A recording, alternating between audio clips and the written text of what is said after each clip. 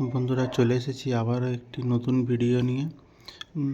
তো তোমরা অনেকেই ভিডিও দেখতে পছন্দ করছো, অনেকে ভিডিও দেখছো, লাইক করছো, কমেন্ট করছো, কিন্তু সাবস্ক্রাইব করছো না। প্লিজ বন্ধুরা, তোমাদের জন্য এত ভালো ভালো ভিডিও আমি আনছি ডায়মন্ড আর্ম নিয়ে, ব্রিডিং নিয়ে।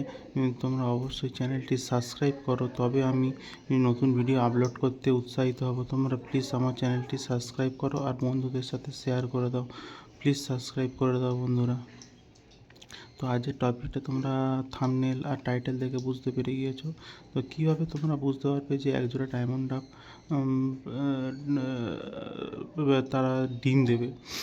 তো এটার লক্ষণ খুবই সহজ। দেখবে যে ডায়মন্ড ডাব যখন ডিম দেবে তখন তার চোখের চারিদিকে যে লাল রঙের বর্ডার আছে সেটা অত্যন্ত লাল হয়ে যাবে। মেয়ে এবং মদ্দা দুজনই চোখের রঙটা, চোখের বাইরে যে রিংটা আছে এটা খুবই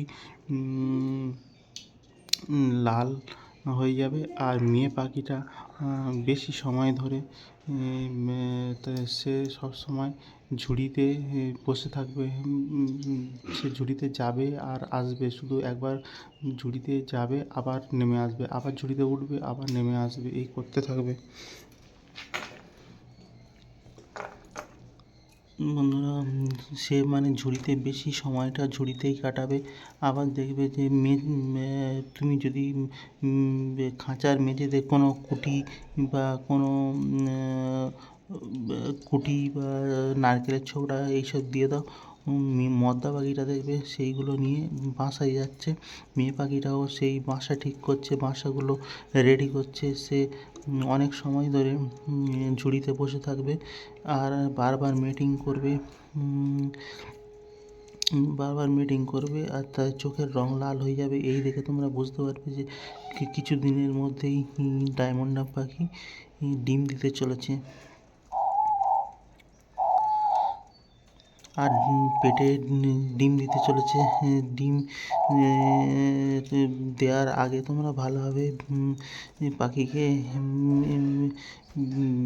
তোমরা ভিটামিন ক্যালসিয়াম না করালেও হবে।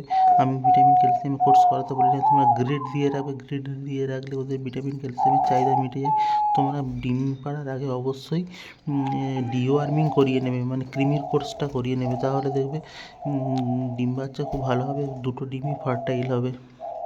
তো ডায়মন্ড ডাব ব্রিড নেওয়া খুবই সহজ। ডায়মন্ড ডাব কীভাবে পালন করতে হবে, কীভাবে ব্রিডিং নিতে হবে তাই নিয়ে ভিডিও আসতে থাকবে। তার জন্য তোমরা চ্যানেলটি সাবস্ক্রাইব করে রেখো, পাশে দেখো আর বন্ধুদের সঙ্গে শেয়ার করে দিও। আজ এই পর্যন্ত, দেখা হবে পরের ভিডিওতে। Tata, bye bye.